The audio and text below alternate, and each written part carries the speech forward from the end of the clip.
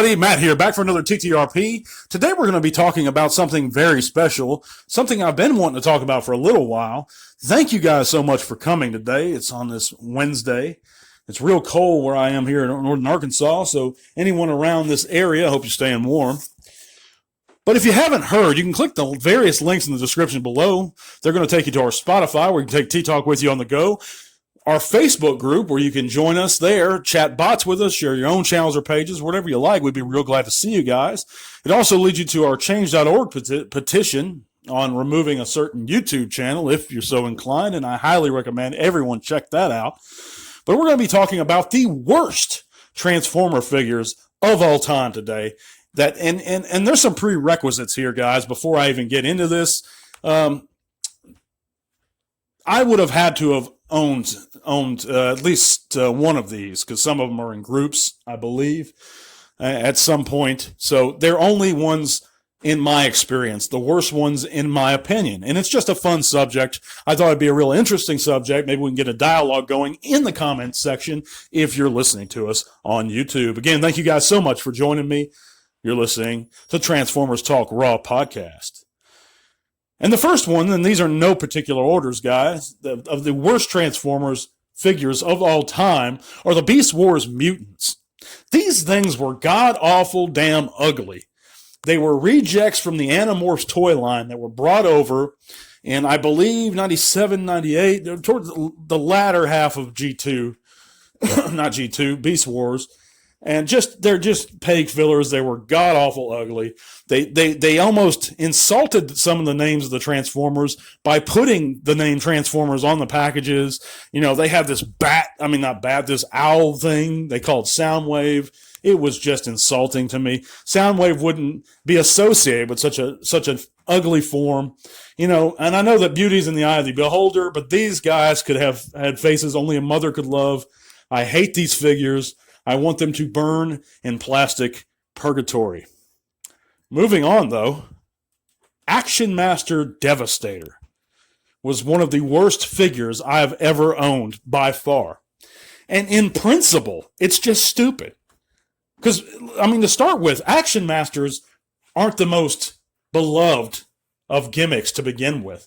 But when you have an Action Master of a Gestalt, it's even dumber. So you're putting stupid on top of stupid. He's the same size as any other Action Master. What happened when he got Nucleon? Devastator shrunk and lost the ability to disengage? Because I actually think that was their explanation for it. He shrunk and lost the ability to disengage. So permanently, Devastator is just a normal-sized dude and that can't disengage. It's just dumb. It was a bad figure. It was a bad idea. Action Master Devastator is one of the worst figures of all time, in my opinion.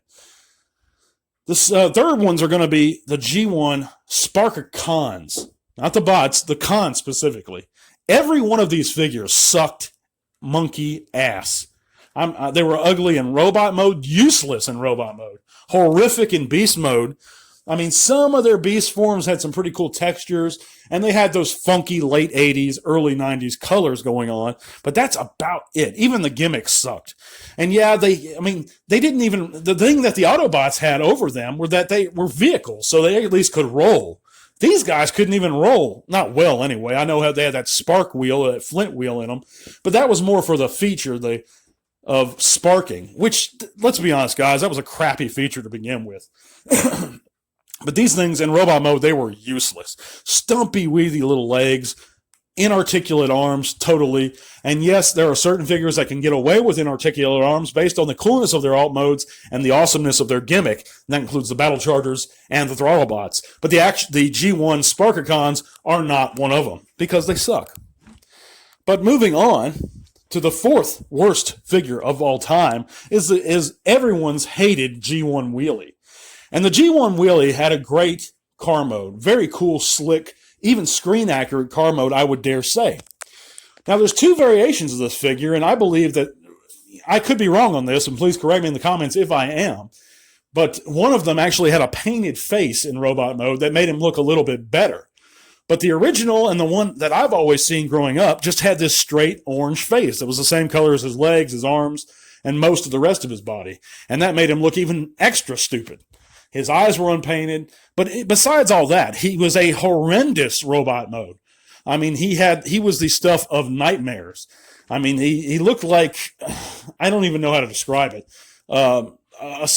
Gumby got trapped in a transformer car or a car form. He looked terrible, guys. He just looked terrible. I mean, shouldn't have to explain why G1 Wheelie sucks, but he does suck. One of the worst figures. The last two are going to be from Beast Machines. That's right. Everyone's favorite toy line and series, Beast Machines. And that's going to be the Beast Machines Optimus Primal. Now, we owned 3 of these damn figures, and all 3 of them, I believe all 3 of them, at least 2 of them, broke on us. And we kept buying another one at the time when they first came out because of that damn joint in his arm or his ape leg. And it's the same one. I don't know if it's the right or the left. It's whichever one has the action feature where you pull his arm down and it flies back up. Every one of them broke because they had this blue translucent plastic, and it would just break at the same point. So it was a design flaw. Not only was it an ugly ass figure, but it was fundamentally flawed in its design. I don't know who at Hasbro approved of this, didn't test it out at all, but it sucked in every way. But the last one is the absolute ugliest and most useless figure, and I believe insulting figure of all time. So it's horrible for many, many reasons. And that's the Beast Machine Silverbolt. And the Beast Machine Silverbolt, not only was it an insult to the character of Silverbolt, in my opinion, the direction they took him in the series, but also his visible form. I mean, it was just a horrendous looking figure, a robot in beast form.